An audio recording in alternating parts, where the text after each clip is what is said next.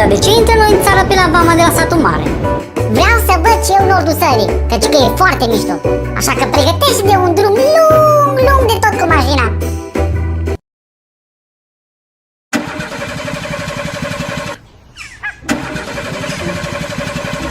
Orlando, dar numai o întrebare. Dar tu știi că mașina merge cu benzină, nu? Da, normal.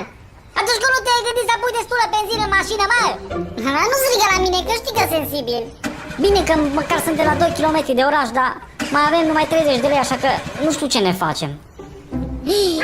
Inocențiu, uite acolo.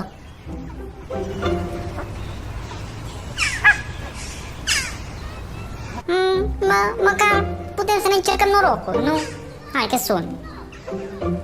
Alo? Pizza Gemelli, bună ziua! Spuneți, vă rog. Bună, aș dori să comand pizza una plus una gratis. Ca să fie norocoase. Nu am înțeles. Stai că pentru momentul ăsta m-a pregătit Rosco. No, a pierogul vis domniță. Vreau și eu 2 pizze, așa mai cinașe. Deci 2 pizza.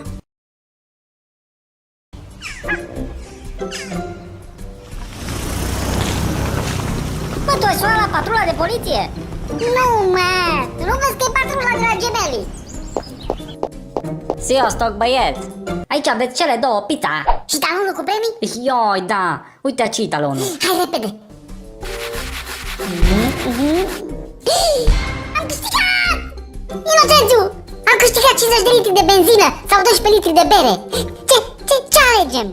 Cum ce alegem? E foarte simplu.